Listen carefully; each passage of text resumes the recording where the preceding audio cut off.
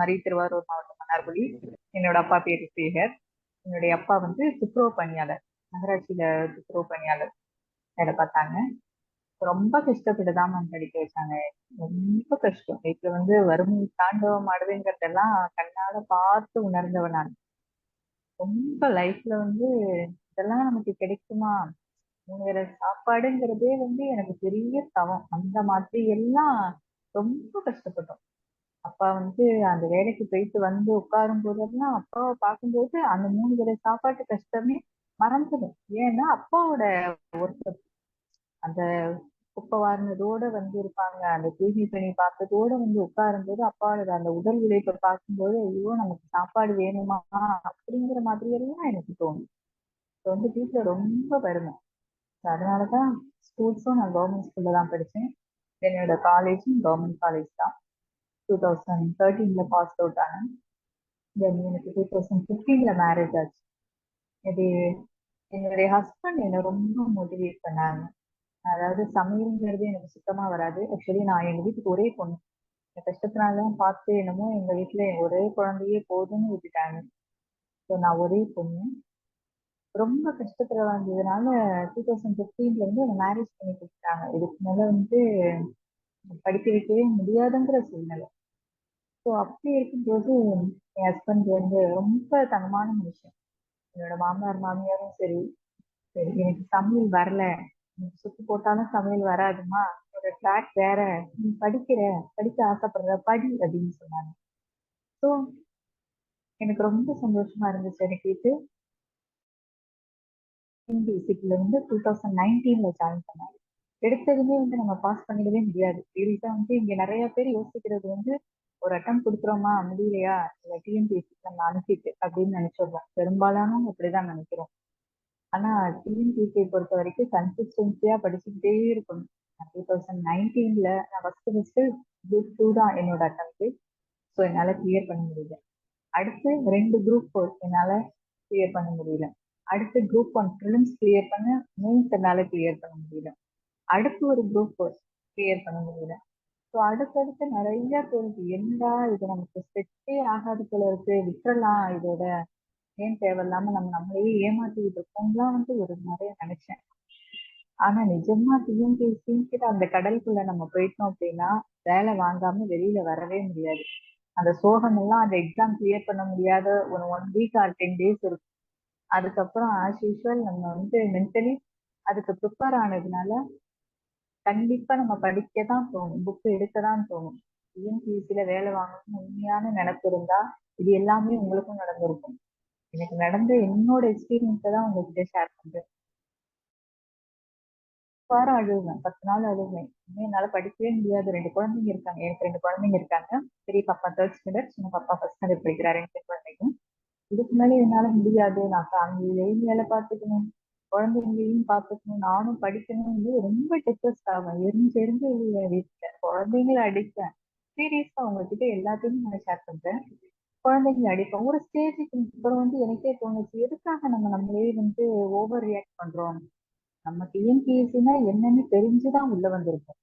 அப்படி இருக்கும்போது ஒரே எக்ஸாம்ல கிளியர் பண்ணிடணும், ஒரு எக்ஸாம் எழுதணும், எழுதின எக்ஸாமே பாஸ் பண்ணி வேலைக்கு போயிடணும் அப்படின்னு நினைக்கிறதுங்கிறது வந்து அது என்னை பொறுத்த வரைக்கும் அது நான் நினைச்சேன் அது முட்டாள்தனமான ஒரு காரியம். அந்த மாதிரி நம்ம யோசிக்கலாமா அப்படின்னு ட்ரை பண்ணணும். நிறைய முயற்சி எடுக்கணும். முயற்சி எடுத்தா மட்டும்தான் டிஎன்பிஎஸ்சில சக்சஸ்ங்கிற ஒரு பொசிஷனை நம்ம அடைய முடியும். ஸோ அதுக்கப்புறம் கொஞ்சம் மெச்சூர்டா யோசிச்சேன். படிக்கிற டயத்துல படிச்சேன், மற்ற டயத்தை குழந்தைங்களோட ஸ்பெண்ட் பண்ணேன், ஃபேமிலியோட ஸ்பெண்ட் பண்ணேன். அப்ப அந்த டிப்ரெஷன்ங்கிறது எனக்கு சுத்தமா போயிடுச்சு. ஒரு நாளைக்கு 24 மணி நேரம் புக் எடுத்து வச்சுக்கிட்டு நான் உட்காரல. சீரியஸ்லி என் குழந்தைங்களுக்கு ஸ்பெண்ட் பண்ற டைம், என் வீட்டுக்காக நான் ஸ்பெண்ட் பண்ற டைம், இதெல்லாம் முடிச்சுட்டு நான் தூங்குற நேரம், சமைக்கிற நேரம், துணி துவைக்கிற நேரம், பாத்திரம் வாஷ் பண்ற நேரம், இந்த எல்லாமே நான் செலவு பண்ணேன். எப்படி அப்படின்னா நான் ஒரு ஹவுஸ் விமன். ஸோ என்னோட கேட்டகரியில இருக்கிற ஒரு 2 மெம்பர்ஸை நான் சூஸ் பண்ணேன். அதாவது அவங்க 2 பேரும் ஒரு ஹவுஸ் விமன். ஓகே. ஸோ அப்படி இருக்கும்போது சமைக்கிற நேரத்துல ஹெட்போன் போட்டுட்டு நான் அவங்க கிட்ட கொஸ்டின் கேட்பேன். நெக்ஸ்ட் துணி துவைக்கும் போது அவங்க என்கிட்ட கொஸ்டின் கேட்பாங்க. தென் சாப்பிடும்போது யூடியூப்ல வீடியோஸ் பார்த்துட்டு சாப்பிடுவோம். நிறைய நமக்கு வந்து டைம், நான் இது இந்த டைம் தான் படிக்கணும், இந்த டைம் தான் நம்ம வந்து ப்ரிப்பரேஷன் ஸ்டார்ட் பண்ணணும் அப்படின்னு நான் டைம் அலோகேட் பண்ணவே இல்லை. எனக்கு எந்தெந்த டைம் எல்லாம் கிடைச்சிச்சோ அந்தந்த டைம் எல்லாம் நான் பர்ஃபெக்டா யூட்டிலைஸ் பண்ணிக்கிட்டேன். என்னோட சக்சஸ்க்கு முதல் காரணம் அதுதாங்கிறது என்னோட ஒரு தாழ்மையான கருத்து. பிகாஸ் நம்ம மத்தியான நேரத்துல படிச்சா தூக்கம் வரும், நைட்ல ரொம்ப நேரம் கண் முழிச்சா காலையில எந்திரிக்க முடியாது, இப்படி எல்லாம் நிறைய போட்டு குழப்பிக்கவே இல்லை. எனக்கு என்னென்ன டைம் கிடைக்குதோ, ஒரு ஹாஃப் அன் அவர் எனக்கு ஃப்ரீயா இருக்கிற டைம் கிடைச்சாலும் புக்கை எடுப்பேன். படிக்க தோணுதையா யூடியூப்பை போட்டு ஒப்பிக்கிறேன். அப்படி இல்லையா, இருக்கவே இருக்கு தெய்வாமிர்தம் மாதிரி என் கையில என்னோட ஓன் ப்ரிப்பரேஷன் நோட்ஸ். நம்ம என்னதான் சிக்ஸ்த்ல டுவெல்த் வரைக்கும் இருக்கிற புக்ஸ் எல்லா கைடும் நம்ம கையில இருந்தாலும் நம்மளோட கைப்பட எழுதின நோட்டுங்கிறது வேல்யூ. அதுக்கு நிகர் எதுவுமே கிடையாது. எக்ஸாம் ஹால்ல அந்த புக்ல இத்தனை பேஜ்ல இந்த கலர்ல எழுதின கொஸ்டின் நம்ம கண்ணுக்கு தெரியுதோ இல்லையோ, நம்ம எழுதி டார்க் கலர் ஆரஞ்சு பென்ல அண்டர்லைன் பண்ணியிருக்கோமே, ஹைலைட்டர் வச்சு அண்டர்லைன் பண்ணியிருக்கோமே, நம்ம நோட்ல அந்த பக்கம் கிழிஞ்சு அந்த ஓரத்துல எழுதின ஆன்சர் தானே இது அப்படிங்கிறது நமக்கு கண்டிப்பா மைண்ட்ல கண்டிப்பா வரும். ஸோ ஹேண்ட் ரிட்டன் நோட்ஸ்ங்கிறது ரொம்ப ரொம்ப ரொம்ப ரொம்ப முக்கியம். நம்ம கைப்பட எழுதின நோட்டு தான் எப்பயுமே நமக்கு கை கொடுக்கும்.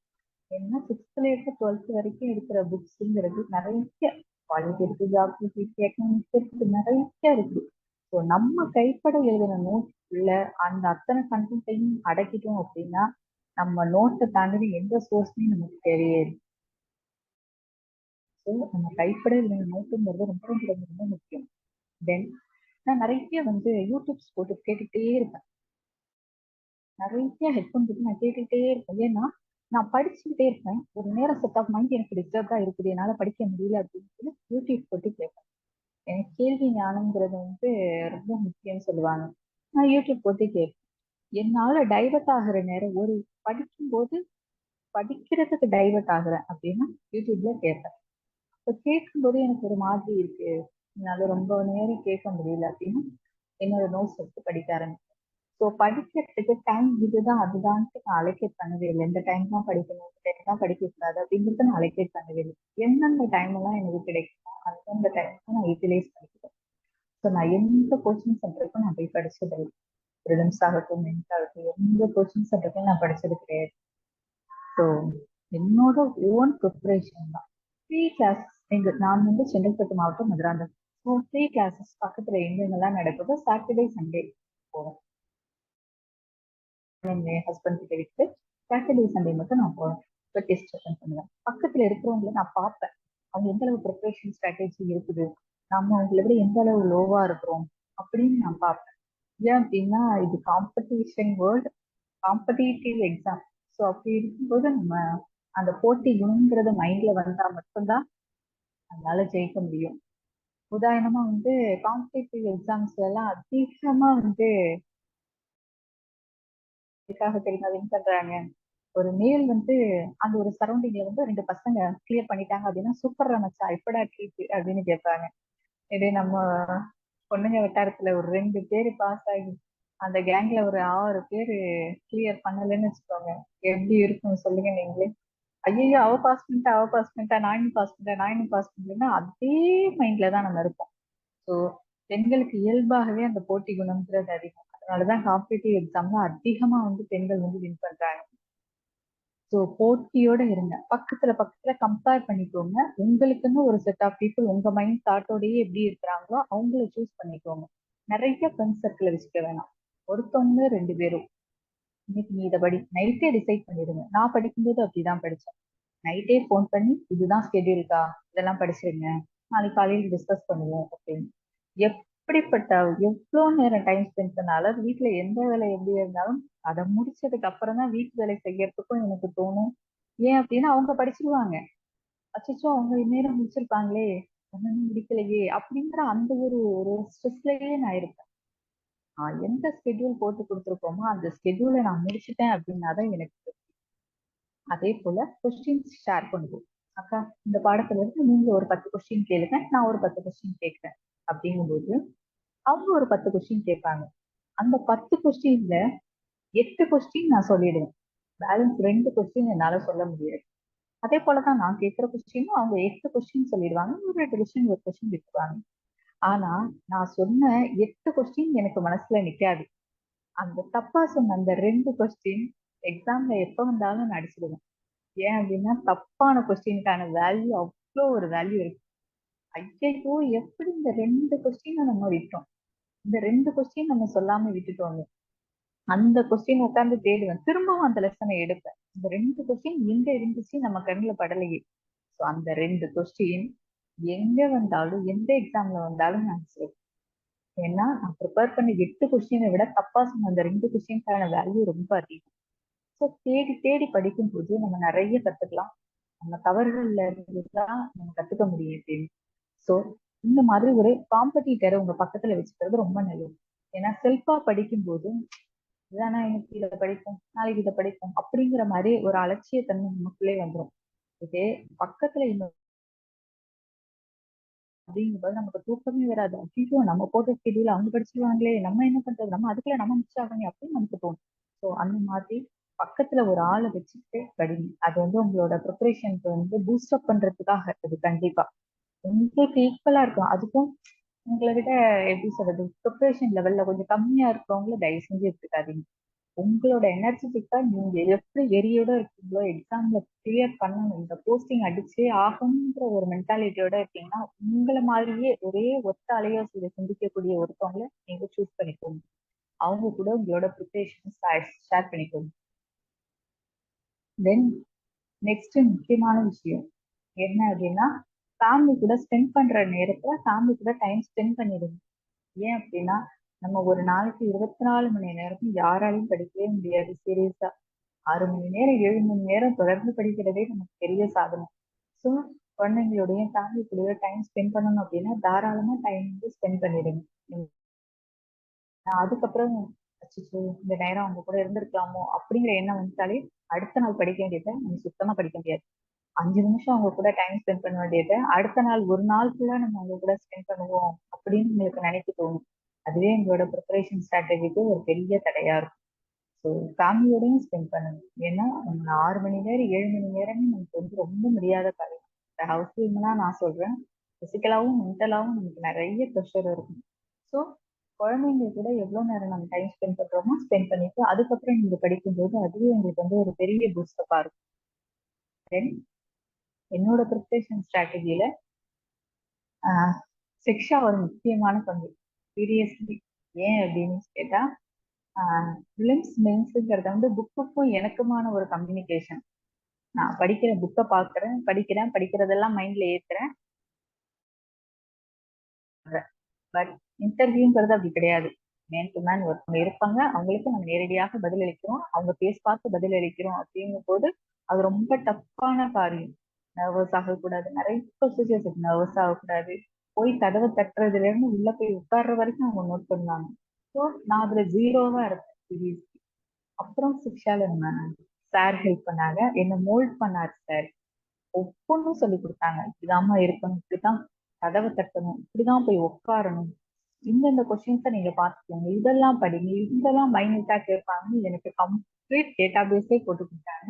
அதுபடி நான் சின்சியரா படிச்சேன். இன்டர்வியூல 30 மார்க்ஸ் அவுட்ஸ்டாண்டிங்னு சொல்லக்கூடிய அந்த 30 மார்க்ஸ் வந்து நான் வாங்கினேன்.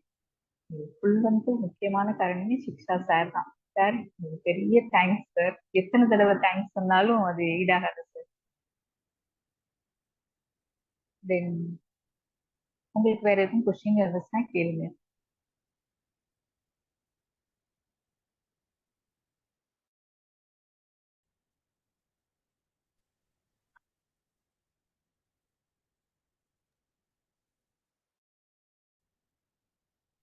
No யாருக்கும் எந்த questions. டவுட்னாலும் கேளுங்க. Hi sister, congratulations. சிஸ்டர், ஆக்சுவலா நீங்க இப்போ வந்து ஃபர்ஸ்ட் டைம் நீங்க சொன்னீங்க, நிறைய டைம் வந்து பாத்தீங்கன்னா இப்போ நிறைய வந்து பாத்தீங்கன்னா நிறைய தடவை ஆப்பர்ச்சுனிட்டி வந்து மிஸ் பண்ணிட்டீங்க அப்படின்னு சொல்லிட்டு கடைசியா நிறைய தடவை ரிப்பீட்டா பண்ணி பண்ணி அப்புறம் தான் வந்து சக்சஸ் பண்ணீங்கன்னு சொன்னீங்க.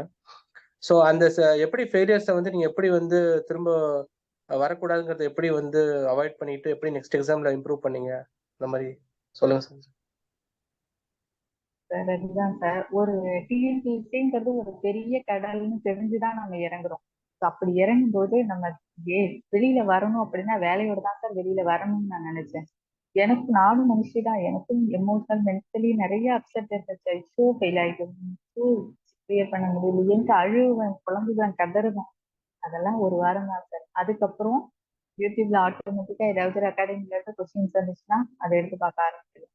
நானே என்னையே கேட்டுட்டேன், பரவாயில்லையே நம்ம இந்த அளவுக்கு இருக்கிறோமே, ஒரு பெரிய தோல்வி, பெரிய அடி நமக்கு வந்து கிளியர் பண்ணலங்கிறது வந்து ஒரு பெரிய இழப்பு. அதையும் தாண்டி நம்ம ஓவர் கம் பண்றோம் அப்படின்னா கண்டிப்பா நம்மளால அச்சீவ் பண்ண முடியும்னு எனக்கே தோணுச்சு சார். ஸோ எப்பயுமே கன்சிஸ்டன்சியா படிக்கணும். நம்மள பெரும்பாலானோர் வந்து 3 மாசம் அந்த எக்ஸாம் கால்குலேட் பண்ண 3 மாசத்துல இருந்து புக்கை எடுப்போம். நிறைய பேர் இருக்கும்.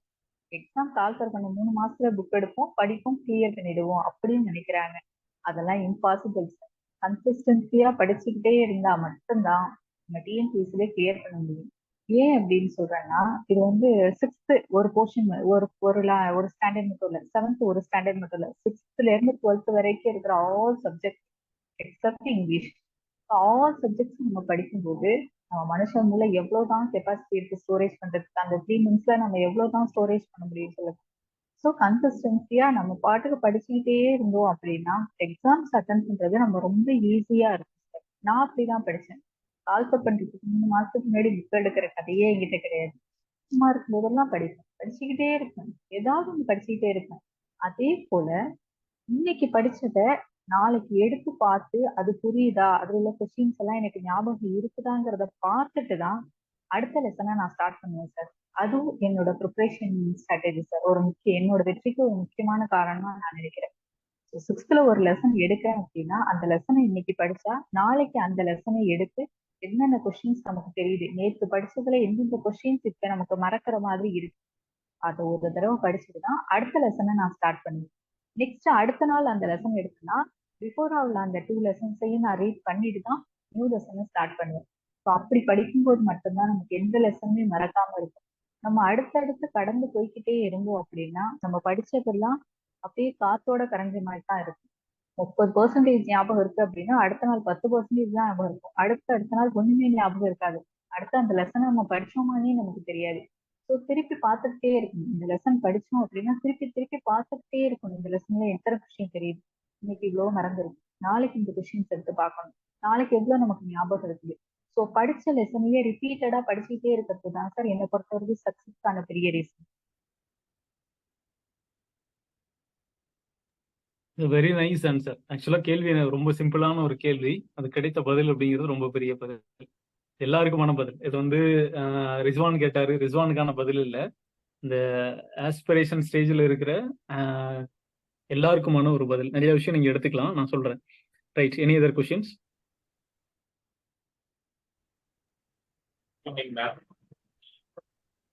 கேளுங்க. Hi sir.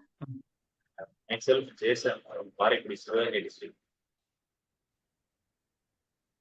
எஸ் சொல்லுங்க. Okay sir. First time TNPSC group 4 எழுதும் போது ஒரு ப்ரிப்பரேஷனே இல்லாம சும்மா ஏதோ ஏனதாலும் எழுதினேன். 150 சம்திங் வந்துச்சு. அதுக்கப்புறம் படிக்கும் போது சுத்தமா மார்க் கம்மியாகிட்டே இருக்கு. என்ன ஸ்ட்ராட்டஜின்னு தெரியல மேம். அதான் எப்படி இந்த அளவுக்கு மேம் ப்ரிப்பரேஷன்? இப்பதான் சார் நீங்க டிஎன்பிஎஸ்சிக்கு உண்மையான ஒரு ஆஸ்பிரண்டா உள்ள நுழைஞ்சிருக்கீங்கன்னு அர்த்தம். சீரியஸ்லி சார், நானும் இந்த மாதிரிதான் உள்ள ஏதோ குரூப் 2 எழுத சொன்னாங்களா, ஃபர்ஸ்ட் டைம்லாம் அப்படிதான் சார் போனேன். கவர்மெண்ட் எக்ஸாமா, ஓகே நானும் போறேன் கச்சேரிக்குன்னு ஒரு பழமொழி இருக்கு இல்லையா, அந்த மாதிரி நானும் போவேன், எழுதுவேன், சூப்பரா எழுதிட்டேன் அப்படின்ட்டு வருவேன். ஏன்னா ஒண்ணுமே படிக்காம போனேன். என்னை பொறுத்த வரைக்கும் 200 கொஸ்டின் கரெக்ட்னு தான் சொல்லுவேன். ஸோ அப்படி இருக்கும் பொழுது படிக்க ஆரம்பிச்சதுக்கு அப்புறம் மார்க் கம்மியாகுதுன்னு நமக்கு ஒண்ணுமே தெரியல அப்படிங்கிற அந்த சிந்தனை, அந்த நிலைப்பாடு எப்ப நமக்குள்ள வருதோ நீங்க உண்மையான டிஎன்பிஎஸ்சி ஆஸ்பிரண்டா உருவாயிட்டீங்கன்னு அர்த்தம் சார். நீங்க வேலை வாங்காம கண்டிப்பா இதை விட்டு உங்களால வெளியில போகவே முடியாது sir. Thank you. Thank you sir. Right, any other questions? Nouns and plant. Hello ma'am, நான் சூர்யா பேசுறேன். சூர்யா சொல்லுங்க. திருக்குறள் சார், திருக்குறள் அப்புறம் யூனிட் 8 கரண்ட் அஃபேர்ஸ்ல எப்படிங்க ப்ரிப்பேர் பண்ணீங்க? ஏன்னா ரொம்ப வாஸ்டான ஏரியா. இப்போ குரூப் 1 பாத்தீங்கன்னா எவ்வளவு திருக்குறள் வந்து நிறைய கேட்டிருந்தாங்க, பட் நம்மளால இது பண்ண முடியல. ஸோ என்ன சோர்ஸ் நான் படிச்சு நெக்ஸ்ட் கேஸ்லாம்? நான் படிச்சது எல்லாமே 6th இருந்து 12th வரைக்கும் இருக்கிற புக்ல உள்ள திருக்குறள் தான் மேம். அவுட் ஆஃப் சோர்ஸ் நான் எதுவுமே படிக்கல. நமக்கு வந்து பாடத்திட்டம்ங்கிறது 6ல இருந்து 12 வரைக்கும் உள்ள அந்த சமச்சீர் கல்விக்கான அந்த பாடத்திட்டம் தான். ஸோ 6ல இருந்து 12 வரைக்கும் உள்ள அந்த திருக்குறள்ஸை தரவு பண்ணி அதுக்கான பொருளடக்கத்தை தரவு பண்ணிட்டாலே உங்களுக்கு கொஸ்டின்ஸ் பேசிக் மோஸ்ட்லி அதுல இருந்து தான் மேம் வரும். அதை தாண்டி உங்களுக்கு எந்த கொஸ்டின்ஸே வர வாய்ப்பு இல்லை. அவுட் ஆஃப் சிலபஸ், அதாவது திருக்குறள்ன்றது உலக பொதுமறை. ஸோ வந்து அது வந்து சிலபஸ்ல இருந்து தான் கேட்கணுங்கிறது அவசியம் கிடையாது. இருந்தாலுமே அந்த சிலபஸ் பேஸ்டில் உள்ள கொஸ்டின்ஸ் மட்டும்தான். அது ஓல்டு இயர் புக்ஸா கூட இருக்கலாம். So old books and new books ரெண்டுத்துலையும் உள்ள திருக்குறள் மட்டும் படிச்சாலுமே உங்களுக்கு வந்து அதுவே மோஸ்ட்லி வந்து கிளியர் பண்றதுக்கு நிறைய சான்சஸ் இருக்கும். அதை தாண்டிங்கிறது வராதுங்க. இது வரைக்கும் நான் அட்டன் பண்ண எல்லா எக்ஸாம்ஸ்லயுமே இப்படிதான் மேம். தேங்க்யூ. என்ன பண்ணு தெரியுமா? அப்படியே மரத்துல எல்லாம் Congratulations, சொல்லியா ma'am. மியூட் பண்ணிக்கோங்க. எஸ் Thank you, சொல்லுங்க. ma'am. Ma'am, mains preparation எப்படி இருந்தது மேம் அந்த ஜேர்னி? மெயின்ஸ் மேம் எழுதி பார்க்கணும். அதனாலதான் நம்ம இப்பயே ஒரு நோட் போட்டு குரூப், அதாவது ப்ரிலிம்ஸ் கிளியர் பண்ணணும் அப்படின்னு நினைச்சு நோட்டு போட்டு எழுத ஆரம்பிச்சது அப்படின்னா மெயின்ஸ் நமக்கு தன்னாப்புல அசால்ட்டா எழுதிடலாம. நீங்க நோட்டு போடுறதுக்கான இன்னொரு முக்கியமான ரீசன், மெயின்ஸ் நீங்க எழுதணும் அப்படின்னு நினைச்சீங்கன்னா ப்ரிலிம்ஸ் உட்காந்து நோட்ஸ் எடுக்க ஆரம்பிச்சிருங்க மேம். அந்த 3 மணி நேரத்துல நீங்க எழுதுறத பத்தியும் உங்க கை வலியை பத்தியும் உங்களுக்கு கவலையே வராது. பெரும்பாலான நிறைய பேர் வந்து எனக்கு விஏஓ போதும், எனக்கு டைபிஸ்ட் போதும் அப்படின்னு நினைக்கிறதுக்கு முக்கியமான காரணம் மெயின்ஸ் எதிர்கொள்றதுக்கான பயம்தான். கண்டிப்பா நான் வந்து இதை சொல்லி ஆகணும். எல்லாருமே வந்து இதோட போதும் அப்படின்னு நின்னுறோம். ஒரு விஏஓ கிடைச்சா போதும்பா, ஒரு டைபிஸ்ட் கிடைச்சா போதும்பா, மெயின்ஸ் எல்லாம் யாரால முடியும்? ஆக்சுவலி மெயின்ஸுங்கிறது ரொம்ப ஈஸி. நம்ம படிக்கிறத அது கோர்வையா அந்த 3 மணி நேரத்துல நம்ம எப்படி ப்ரெசன்டேஷன் பண்றோமோ, அதாவது சில பேர் சொல்லுவாங்க இங்கிலீஷ் மீடியத்துல எழுதினாதான் மார்க் கிடைக்கும், தமிழ் மீடியத்துல எல்லாம் எழுதினா மார்க் போட முடியாது. நான் தமிழ்ல தமிழ் எழுதும். ஸோ நம்ம என்ன நம்ம சிந்தனையில இருக்குதோ அந்த கொஸ்டினுக்கான ஆப்டான ஆன்சரை வரி வடிவத்துல நம்ம அந்த 3 மணி நேரத்துல கொடுப்போம் அப்படின்னா கண்டிப்பா நம்மளால சக்சஸ் பண்ண முடியும். அதுக்கு முதல் காரணமா நீங்க முதல் படியா எடுத்து வைக்க வேண்டியது ப்ரிலிம்ஸ் உட்காந்து ஓன் நோட்ஸ் எடுக்கணும். Okay ma'am, thank you ma'am. இப்ப குரூப் 2 அண்ட் 2A ப்ரிப்பேர் பண்ணோம்ல, இது வந்து அப்படியே வந்து நம்ம குரூப் 1க்கும் ஹெல்ப்ஃபுல்லா இருக்குமா படிக்கிறதுக்கு? கண்டிப்பா சார். சிலபஸ் வந்து இப்ப மாறி இருக்குது. இந்த டைம் மாறி இருக்கிறதுனால வந்து சார் கிட்ட கேளுங்க. பட் நாங்க ப்ரிப்பேர் பண்ற அந்த லாஸ்ட் இயர் வரைக்குமே குரூப் 1, குரூப் 2, குரூப் 4 எல்லாத்துக்குமே சேம் சிலபஸ், சேம் பேட்டர்ன், பேசிக் சேம் தான். ஏன்னா ஃபர்ஸ்ட் டைம் நான் குரூப் 2 எழுதுறேன். குரூப் 4 நிறைய தடவை எழுதியிருக்கேன் மேம். குரூப் 2 என்னோட ஃபர்ஸ்ட் அட்டெம்ப்ட். சார் கண்டிப்பா சார். எல்லாமே 6th இருந்து 12th வரைக்கும் இருக்கிற சமச்சீர் புக்ஸ் தான் சார். ப்ரிலிம்ஸை ஈஸியா கிளியர் பண்ணிடுங்க. மீன்ஸ் அதை விட ஈஸி சார். ப்ரிலிம்ஸ் தான் சார் என்னை பொறுத்த வரைக்கும் கஷ்டம். ப்ரிலிம்ஸ் எல்லாம் கிளியர் பண்ணிட்டீங்கன்னா மீன்ஸ் எல்லாம் அசால்ட்டா எழுதிடலாம் sir. Thank you ma'am. Thank you sir. Person பாத்துக்கலாம், மெயின்ஸ் எல்லாம் பயப்படாதீங்க, பாத்துக்கலாம். சார் இருக்கும்போது ஏன் சார் பயப்படணும்? Hi ma'am, congratulations ma'am. Ma'am ma'am நான் வந்து இப்போ என்னோட ஏஜ் வந்து 40 இயர்ஸ் ஆச்சுங்க. நான் இப்போ வந்து ஸ்ரிஷா லாஸ்ட் பேட்ச் தான் நான் ஸ்டார்ட் பண்ணேன் என்னோட ப்ரிப்பரேஷனுங்க. ஃபர்ஸ்ட் அட்டெம்ப்டே வந்து இனி அப்கமிங் வர அந்த செப்டம்பர் 14 அந்த 14th அந்த எக்ஸாம் தான் நான் பண்ண போறேன். ரொம்ப கொஞ்சம் பயமா இருக்கு, சிலபஸ் முடிப்போமா என்ன அப்படிங்கறதெல்லாம். அதுக்கு நீங்க என்ன சொல்றீங்க மேம்? மேம் உங்களுக்கு பெரிய ஹேட்ஸ் ஆஃப் மேம். வயது தடை இல்லைன்னு நீங்க அசால்ட்டா வந்துட்டீங்களே மேம். அதுக்கப்புறம் ஏன் மேம் இதுக்கெல்லாம் பயப்படுறீங்க? சீரியஸா மேம், எவ்வளவு கேலி கிண்டலுக்கு இதெல்லாம். ஏன்னா நான் ஏஜ் 30. 30 வயசுல நீ வந்து குடும்பத்தை பார்க்காம நீ பேக் மாட்டிட்டு வேற படிக்கிறேங்கிற இப்படி எல்லாம் வந்து நிறைய விமர்சனத்தை கடந்துதான் மேம் நான் வந்திருக்கேன். ஸோ வந்து 40 இயர்ஸ்ல நீங்க வந்திருக்கீங்க அப்படிங்கறதே வந்து பெரிய அச்சீவ்மெண்ட் மேம். இதுக்கப்புறம் நீங்க அசால்ட்டா நீங்க படிச்சிடலாம். நீங்க சிலபஸை முடிக்க முடியுங்கிறதெல்லாம் பயப்படவே பயப்படாதீங்க. உங்களோட ஃபுல் பெஸ்டா உங்களோட உழைப்பை நீங்க உண்மையா கொடுங்க. கண்டிப்பா நீங்க கிளியர் பண்ணுவீங்க மேம். Okay ma'am, thank you. இந்த ஃபர்ஸ்ட் எக்ஸாம்ங்க, சரி அதனால உங்களை கேட்கலாம் அப்படிங்கிற ஒரு இதுல கேட்டேன். Very best ma'am. Thank you ma'am. Thank you ma'am. Thank you. Good evening ma'am. Congratulations. Thank you ma'am. Ma'am house ஒய்ஃபா இருந்துட்டு சிலபஸ் கம்ப்ளீட் பண்றது சப்ஜெக்ட் ப்ரிப்பேர் பண்றதே ஒரு பெரிய விஷயமா இருக்கும். இந்த டைம்ல நீங்க கரண்ட் அஃபேர்ஸ் வந்து எப்படி கவர் பண்ணீங்க? நியூஸ் பேப்பர்ஸ் ஃபாலோ பண்ணீங்களா அல்ல கம்பைலேஷன்ஸ் மாதிரி பண்ணீங்களா? Yes ma'am, daily news paper படிக்கிற ஒரு ஹேபிட்டை வச்சுக்கோங்க மேம். ஏன்னா கரண்ட் அஃபேர்ஸ் வந்து லாஸ்ட், அதாவது எக்ஸாமுக்கு 6 மாசத்துக்கு முன்னாடி வரைக்கும் நம்ம கண்டிப்பா படிச்சுட்டே ஆகணும். ஸோ நமக்கு எந்த கரண்ட் அஃபேர்ஸ் கேட்பாங்கிறது தெரியாது. நியூஸ் பேப்பர் படிக்கிறதுங்கிறது வந்து நமக்கு ஒரு நல்ல ஹேபிட். நடப்பு விஷயத்த நம்ம தெரிஞ்சுக்கிட்ட மாதிரியும் இருக்கும். நம்ம ஒரு நாள் 2 நாள் இல்ல, தொடர்ந்து ஒரு 10 நாள் தொடர்ந்து நியூஸ் பேப்பர் படிக்க ஆரம்பிச்சோம்னா அதுல எது எது ஆஸ்பெக்ட், அதாவது எக்ஸாம் வைஸ் நமக்கு டிஎன்பிசி ஓரியன்டா எந்த மாதிரியான கொஸ்டின்ஸ் வருங்கிறத நீங்களே அனலைஸ் பண்ணி எடுத்துருவீங்க. ஸோ நியூஸ் பேப்பர் படிக்க படிக்க உங்களுக்கு இந்தந்த கொஸ்டின்ஸ் தான் டிஎன்பிசில கரெக்டாக கேட்க வாய்ப்பு இருக்குங்கிற அந்த நாலேஜ் உங்களுக்கே தன்னாப்லே வந்துடும். இந்த நியூஸ் பேப்பர் மட்டும்தான் மேம் என்னை பொறுத்த வரைக்கும் best source. Okay ma'am, thank you ma'am.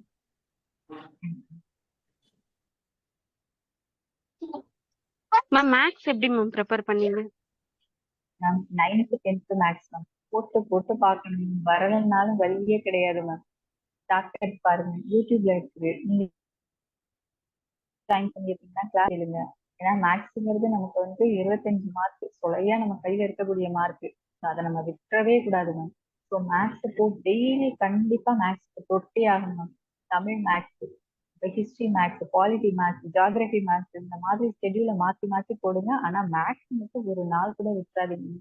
25 marks இருக்குது, போட்டு போட்டு பாருங்க. தெரியல அப்படின்னா அந்த மேக்ஸ் ஷார்ட்கட்ல சொல்லி கொடுத்து நிறைய சேனல்ஸ் இருக்கும். நீங்க அகாடமில இருந்தாலும் சரி, இந்த பிரைவேட் யூடியூப் சேனல்ஸ், நாங்க வந்து ஓன் செல்ஃப் ப்ரிப்பரேஷன் தான் அப்படின்னா கைட் பண்றதுக்கு நிறைய சேனல்ஸ் இருக்கு. நீங்க அதை பார்த்து கூட நீங்க வந்து ப்ரிப்பரேஷன் பண்ணலாம். ஆனா மேக்ஸ்ங்கிறத வந்து ஒமிட் பண்ணிடாதீங்க. அதை தவிர்க்க முடியாத ஒன்று டிஎன்பிசியில. அதுல மார்க் வருது அப்படின்னா நம்ம டிஎன்பிசியில எப்படி வேலை வாங்கிடுவோம்னு அர்த்தம். மேக்ஸ் நீங்க போட்டு போட்டு பார்க்க தான் வரும். இன்னைக்கு அந்த கொஸ்டின் பாக்குறீங்கன்னா நாளைக்கும் அதை சால்வ் பண்ணி தான் ஆகணும், வேற வழியே கிடையாது. 10 நாள் கழிச்சு பார்த்தா அந்த கொஸ்டின் எப்படி ஆன்சர் வந்துச்சுன்னு உங்களுக்கு மறந்துடும். ஸோ சால்வ் பண்ணி பார்க்க தான் மேக்ஸ் வரும். ஸோ மேக்ஸ் ரொம்ப இம்பார்ட்டன்ட். நீங்க போட்டு போட்டு பார்க்க தான் உங்களுக்கு எத்தனை தடவை நீங்க மேக்ஸ் போடுறீங்களோ அத்தனை தடவைக்கும் உங்களுக்கு மார்க் இருக்குதுன்னு அர்த்தம்.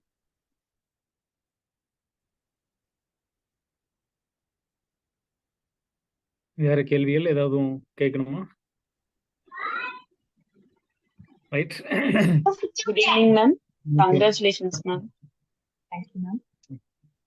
மேம் சயின்ஸ் எல்லாம் எப்படி மேம் படிச்சீங்க? அது ரொம்ப வாஸ்டா இருக்கு. மத்த சப்ஜெக்ட்ஸும் படிச்சு சயின்ஸும் எப்படி மேம் படிச்சீங்க? அது சயின்ஸ்ல வந்து ஃபர்ஸ்ட் பயாலஜிக்கு தான் மேம் நான் நிறைய ப்ரிஃபரன்ஸ் கொடுத்தேன். ஏன்னா பயாலஜில இருந்து தான் அதிகமான கொஸ்டின்ஸ் வருங்கிறதுனால நான் பயாலஜிக்கு அதிக ப்ரிஃபரன்ஸ் கொடுத்தேன். தென் கெமிஸ்ட்ரி, அதுக்கப்புறம் எது கடவுள் புண்ணியத்துல நான் பிசிக்ஸ்ங்கிறதுனால பிசிக்ஸ் ஏதோ தெரியும். ஸோ ப்ரிஃபரன்ஸ் கொடுக்காமலேயே பிசிக்ஸ்ல எந்த கொஸ்டின் கேட்டாலும் கொஞ்சம் அடிச்சிருவேன். ஸோ வந்து ஃபர்ஸ்ட் ப்ரிஃபரன்ஸ் நீங்க சயின்ஸ்ல வந்து பயாலஜிக்கு தான் கொடுக்கணும். பாட்னி காலேஜ் ரெண்டுத்துக்கும் ஈவனா கொடுக்கணும்.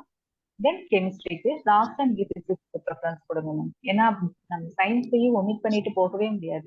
சயின்ஸ்லயும் சாலிடா 6 கொஸ்டின் 7 கொஸ்டின்ங்கிறது வருது. ஸோ அதையும் நம்ம விட்டுறக்கூடாது.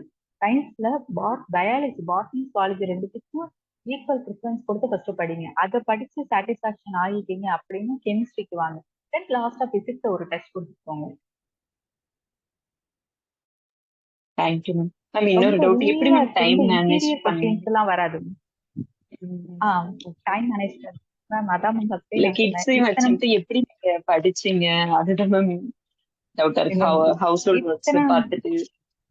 கரெக்டா மேம். இத்தனை மணிக்கு தான் படிக்கணும், இத்தனை மணிக்கு தான் படிக்க, இவ்வளவு நேரம் தான் நமக்கு இருக்குது, இதைத்தான் படிக்கணும், இத்தனை மணிக்கு தான் படிக்கணும், படிக்க கூடாதுன்னு நான் டைம் ஒதுக்கவே இல்லை மேம். தான் சொன்னேன். ஃபர்ஸ்ட் நான் சமைக்கும் போது ஹெட்செட் போட்டுப்பேன். என்னோட கோ காம்படிட்டர் கிட்ட போன் பண்ணி ஒரு 10 கொஸ்டின் கேட்டுருவேன். அதே போல துணி துவைப்பேன். துணி துவைக்கும் போது அவங்க எனக்கு ஒரு 10 கொஸ்டின் கேட்பாங்க. அக்கா கொஞ்சம் 10 கொஸ்டின் கேளுங்கக்கா, ஏதாவது இன்னைக்கு லெசன் படிச்சோம்லக்கா, இதுல இருந்து ஏதாவது டிஸ்கஸ் பண்ணுவோம்க்கா, கேளுங்கக்கா. சரிக்கா மேம், சீரியஸ்லி மேம், பாவம் என்னோட காம்படிட்டர் சொல்ல பண்ணிக்கிட்டே இருப்பான். 10 நிமிஷத்துக்கு ஒரு தடவை கொண்டு வந்து அக்கா இதை படிச்சிட்டீங்களா, இதுல என்னென்ன கொஸ்டின் எனக்கு என்கிட்ட கொஞ்சம் கேளுங்கக்கா அப்படின்னு திரும்ப போயிருப்பேன். இந்த சப்ஜெக்ட் கேளுங்க, இந்த லெசன்ஸ் எல்லாம் கேளுங்க அக்கா, இதை நான் படிச்சிருக்கேன், இதுல இருந்து ஒரு 10 கொஸ்டின் கேளுங்க பார்ப்போம். சரிக்கா மேம், சீரியஸா. ஏன்னா இந்த மாதிரி இருந்தா மட்டும்தான் வேலை வாங்க முடியும். அந்த ஒரு எப்பட படிச்சுக்கிட்டே இருக்கும், நம்ம படிச்சதை அடுத்தவங்க கேட்டுக்கிட்டே இருக்கணும்ன்ற ஒரு தாகம் நமக்குள்ள இருந்துகிட்டே இருக்கணும். ஏன்னா நம்ம படிச்சதை நம்மகிட்டே வச்சுக்கிட்டோம்னா அது கண்டிப்பா மறந்துடும். அடுத்தவங்க ஒரு 4 கொஸ்டின் அந்த லெசன்ல இருந்து கேட்கும்போது மட்டும்தான் எந்த அளவு நம்ம படிச்சிருக்கோங்கிறத வந்து நமக்கே உணர்த்தும் அந்த கொஸ்டின்ஸ் எல்லாம். ஒரு லெசனை நம்ம தரவா படிச்சிருக்கோம்னா கேட்போம், அக்கா நான் தரவா படிச்சிருக்கேன், நீங்க எந்த கொஸ்டின் வேணாலும் கேளுங்க. நம்மளோட காம்படிட்டர் சும்மா சொல்லக்கூடாது, நமக்கு எதெல்லாம் தெரியாது, நம்ம எதெல்லாம் அசால்ட்டா விட்டுருப்போமோ அதைத்தான் மைண்டா கேட்பாங்க. சோ அப்படி அவங்க கொஸ்டின்ஸை கேட்கும் போது நமக்கே தோணும், ஆஹா இந்த லெசனை இவ்வளவு தரவா படிச்சோமே, ஆனா இத்தனை கொஸ்டின்ஸ் நமக்கு தெரியலையே, இன்னொரு தடவை நம்ம உட்காந்து படிக்கணும் அப்படின்னு கேட்போம். படிச்சதுக்கு அப்புறம் இன்னொரு தடவை கேட்க சொல்லுங்க, இப்ப கேளுங்க நான் எல்லா கொஸ்டினுக்கும் பதில் சொல்றேன் அப்படி அப்பையும் கேட்பாங்க உள்ளுக்குள்ள இருந்து. சோ அந்த மாதிரி கொஸ்டின்ஸை மைனூட்டா படிச்சு படிச்சு எக்ஸாம்ல எந்த கொஸ்டின் கேட்டாலும் அடிக்கிற அளவுக்கு நம்ம தரவுடா இருக்கணும். இப்போ டைம் மேனேஜ்மெண்ட்ங்கிறது மத்தியானம் தான் படிக்கணும், காலையில படிக்கணும், சாயங்காலம் படிக்க கூடாது, இந்த மாதிரி நீங்க வந்து அலோகேட் பண்ணவே பண்ணாதீங்க. எப்பெல்லாம் டைம் கிடைக்குதோ உட்காந்து படிங்க. அதுவே வந்துட்டு உங்களுக்கு வந்து ஸ்ட்ரெஸ் ரிலீஸா இருக்கும். ஐயோ மத்தியானம் நம்ம படிக்கணுமே, இந்த டைம்ல நம்ம தூங்கிட்டோமே, என்ன பண்றது அப்படின்ட்டு நாங்க அந்த பயப்படவே வேணாம். எவ்வளவு நேரம் உங்களுக்கு கிடைக்குதோ உங்களுக்கு கிடைக்கிற டயத்தை உண்மையா நீங்க வந்து டிஎன்பிஎஸ்சிக்காக செலவழிங்க. கண்டிப்பா நிச்சயமா நீங்க ஜாப் வாங்க முடியும். Thank you ma'am. தேங்க்யூ. எக்ஸ்பென்சிவான ஆக்சுவலா இப்ப துர்கா சொன்ன ஒரு விஷயம் வந்து ரொம்ப எக்ஸ்பென்சிவான ஒரு அட்வைஸ். டைம் மேனேஜ்மெண்ட் அப்படிங்கிறது ஒண்ணு கிடையவே கிடையாது. ரொம்ப சிம்பிள். உங்களுக்கு ரொம்ப பசி இருந்துச்சு அப்படின்னா நீங்க ஒரு ரோட்டு கடையில கூட சாப்பிடுவீங்க. அதுக்கு கீழே ஒரு ஆயா எங்கேயாவது ரோட்டோரமா வடை சுட்டு வித்தா கூட சாப்பிடுவோம். இல்ல பசி மிதமா இருக்கு அப்படின்னா நல்ல ஹோட்டல் தேடி போலான்னு போவோம். இல்ல சாப்பிடணும்லாம் தோணல, ஆனா சும்மா போனா நல்லா இருக்குமே அப்படின்னு தோணுனா டிரைவிங் ரெஸ்டாரண்ட் தேடி நம்ம போய்கிட்டே இருப்போம். ஸோ பிரச்சனை என்ன அப்படின்னா உங்களுக்கு எவ்வளவு பசி இருக்குது அப்படிங்கிறத பொறுத்து தான். நீங்க இந்த எக்ஸாமை பாஸ் பண்ணியே தீரணும் அப்படின்னா இங்க டைம் மேனேஜ்மெண்ட் எல்லாம் இல்ல. இருக்கிற எல்லா டைமும் உங்களுக்கான படிக்கிற டைம் தான். 10 நிமிஷம் கேப் கிடைச்சா அதுல என்ன பண்ணலாம் அப்படிங்கிற ஒரு விஷயம் வந்துடும். எந்த இடத்துல எல்லாம் நாம வந்து இந்த டைம்ல நான் படிப்பேன், இந்த டைம்ல எல்லாம் நான் தூங்குவேன், இந்த டைம் ஹாபிக்கு, இந்த டைம் வாக்கிங்க்கு, இந்த டைம் டிவி பார்க்க, இப்படி எல்லாம் நீங்க ஷெட்யூல் பண்றீங்க அப்படின்னா உங்களுக்குள்ள அந்த தீ கொஞ்சம் குறைவா எரிஞ்சுக்கிட்டு இருக்குது. இந்த வேலை வாங்கணும், டிஎன்பிஎஸ்சி எக்ஸாம்ல பாஸ் பண்ணணுங்கிற ஃபயர் ரொம்ப கம்மியா இருக்குன்னு அர்த்தம். ஸோ இருக்கிற டைம் எல்லாமே நல்ல டைம் தான். இதுல ராகு காலம், யமகண்டம், குளிகை அதெல்லாம் எதுவும் கிடையாது. எல்லா காலமும் நல்ல காலம் தான். இருக்கிற டைம் எல்லாத்தையும் நீங்க மேக்சிமமா யூட்டிலைஸ் பண்ண ஆரம்பிச்சிட்டீங்க அப்படின்னா இன்னைக்கு 10 மணி நேரம் படிச்சோம், நாளைக்கு 11 மணி நேரம் படிச்சோம், நாளைக்கு 12 மணி நேரம் படிச்சோம், நாளைக்கு 8 மணி நேரம் படிச்சோம், தப்பு இல்லை. ஆனா கிடைச்ச டைம் எல்லாத்துக்கும் நான் நேர்மையா இருந்தேன், எல்லா டைமும் நான் யூட்டிலைஸ் பண்ணேன் அப்படிங்கிறது தான் இப்ப இந்த ஃபேஸ்ல உங்களுக்கு இருக்க வேண்டிய டைம் மேனேஜ்மெண்ட். உங்களுக்கு கிடைத்திருக்கிற ஒவ்வொரு நிமிடத்திற்கும் நீங்கள் நேர்மையாக இருங்கள். அவ்வளவுதான். அது மட்டும் தான் இப்ப இருக்கிற டைம் மேனேஜ்மெண்ட். காமனா நான் எல்லாருக்குமே சொல்லக்கூடிய ஒரு விஷயம். Right. Thank you so much Durga. எனக்கு வந்து ரொம்ப நாள் கழிச்சு மீட் பண்றதுக்கான ஒரு வாய்ப்பு. ரெண்டாவது இந்த ஸ்டூடெண்ட்ஸ் எல்லாரும் உங்களை விஷ் பண்ணணும்னு நினைச்ச எல்லாருக்குமே இவ்வளவு பேர் ரொம்ப ஆத்மார்த்தமா உள் மனசுல இருந்து ஒரு ஆஸ்பிரண்ட் தான் இன்னொரு ஆஸ்பிரண்ட் உள்ளார்ந்து அதை வாழ்த்த முடியும். ஒரு ஆஸ்பிரண்ட்டுக்கு தான் ஒரு சர்வீஸ் வாங்குறதுக்கு பின்னாடி இருக்கிற வழி என்னன்னு தெரியும். நீங்க காமனா ஊர்ல எல்லாம் நம்ம கிராமங்கள்ல இன்னுமே சொல்றேன், இப்ப துர்காவே இதை ஃபேஸ் பண்ணிருப்பாங்க. நீங்க சர்வீஸ் வாங்கிட்டோம் அப்படின்னு போய் சொன்னா அப்புறம் எப்படி வாங்குனீங்க, என்ன வழியில வாங்குனீங்க, ஏதாவது வழி இருந்தா எங்களுக்கும் சொல்லுங்க, இப்படி கேட்கிற ஆட்கள் நிறைய பேர் இருப்பாங்க. அவங்களுக்கு வந்து இந்த எக்ஸாம்னா என்ன, ஃபேஸ்னா என்ன, இதுக்கு என்ன நம்ம கஷ்டப்பட்டு படிச்சோம் அதெல்லாம் எதுவுமே தெரியாது. ஒரு ஆஸ்பிரண்ட் கிட்ட இருந்து உங்களுக்கு வர வாழ்த்து தான் உண்மையிலேயே இதயத்துல இருந்து வர வாழ்த்து. ஏன்னா அவங்களுக்கு தான் அந்த வழி தெரியும். நம்ம ஸ்ட்ரகிள் பண்ணிட்டு இருக்கிற விஷயங்கள் எல்லாத்தையும் ஓவர் கம் பண்ணி இவங்க ஒரு சர்வீஸ் வாங்கியிருக்காங்க. அப்ப இவங்களோட வெற்றி ரொம்ப ரிமார்க்கபிள் அப்படிங்கிறது உண்மையான பாராட்டுதல் ஒரு சக ஆஸ்பிரண்ட் கிட்ட இருந்து வரதா தான் இருக்கும். அப்படி உங்களுக்கு நிறைய விஷயம் இன்னைக்கு நிறைய பேருடைய வாழ்த்து உங்களுக்கு வந்து சேர்ந்திருக்கு. அதுக்கு ரொம்ப பெரிய சந்தோஷம். ஸோ நீங்க எல்லாருமே ஆஸ்பிரண்ட் ஃபேஸ்ல இருந்து எனக்கு நான் துர்காவை பார்த்து ஆச்சரியப்படுற ஒன்னு, உண்மையிலேயே ரொம்ப சந்தோஷப்படுற ஒரு விஷயம் என்ன அப்படின்னா, தமிழ்ல ஒரு ப்ராவர்ப் இருக்கு, ஏதுமற்ற நிலையில் இருந்து எல்லாமுமாக அப்படின்னு. அப்படின்னா என்ன, வித்தவுட் ஜீரோ டு ஹீரோ, அவ்வளவுதான். இங்கிலீஷ்ல நீங்க அதை டிரான்ஸ்லேட் பண்ணணும்னா ஜீரோ டு ஹீரோ. ஸோ ஏதுமற்ற நிலையிலிருந்து எல்லாமுமாக அப்படின்னா எதுவுமே இல்லாத ஒரு நிலைமை. சமூகத்தின் கடைக்கோடியில் இருக்கக்கூடிய ஒரு பிரிவில் இருந்து சமூகத்தின் கடைக்கோடி தொழில் அப்படின்னு சொல்லக்கூடிய இருக்கிறதுலேயே ரொம்ப அதிகப்படியான உழைப்பை கோரக்கூடிய ஒரு தொழில் துப்புரவு தொழில். இன்னைக்கு உண்மையிலேயே இந்த சமூகத்தில் அதிகப்படியான மரியாதை கொடுத்து கௌரவிக்கப்பட வேண்டியவர்கள் அப்படிங்கிறவங்க நகராட்சி ஆணையாளரும், கலெக்டரும், டிஆர்ஓவும், எஸ்பி கிடையாது. துப்புரவு பணியாளர்கள் தான் the most respectable persons in the society. அவங்க சரியா இல்லைன்னா இந்த சொசைட்டிவே அவங்க தான் துப்புரவு பண்றாங்க. இந்த சமூகம் வந்து சரியா இருக்குது அப்படின்னா அவங்களுடைய பங்கு ரொம்ப முக்கியம். ஆனா அவங்களுடைய பங்களிப்பு ரொம்ப முக்கியம். ஒரு உடல் உழைப்பு ரீதியா பாத்தீங்க அப்படின்னா அந்த வேலையை ஒரு சாதாரண மனிதனால் நீங்க செய்யவே முடியாது. அப்ப ஏதுமற்ற ஒரு நிலை, ஒரு அடிப்படையிலிருந்து ஒரு தொழில், ஒரு மிகச்சாதாரண ஒரு குடும்பம். நீங்க இப்ப துர்கா வந்து நான் பிரிலிமினரி நான் வந்து இவ்வளவு தேடி தேடி படிச்சேன், எங்கேயாவது ஃப்ரீ கிளாஸ் நினைச்சேன் அங்க நான் போய் படிப்பேன் அப்படிங்கிறது அவங்க வீராவேசமா நான் ஃப்ரீ கிளாஸ் தேடி தேடி படிப்பேன் அப்படின்னு இல்லை. நீங்க ஒரு கோச்சிங் கிளாஸ்ல அமௌண்ட் ஸ்பெண்ட் பண்ண முடியாது. அதற்கான பொருளாதார வசதி இல்லை. அதுக்காக ஒரு நகரத்தை விட்டு இன்னொரு இடத்துக்கு போக முடியாது. ஒரு பெரிய அளவுல எக்ஸ்பென்சஸ் நம்மளால மீட் அவுட் பண்ண முடியாது.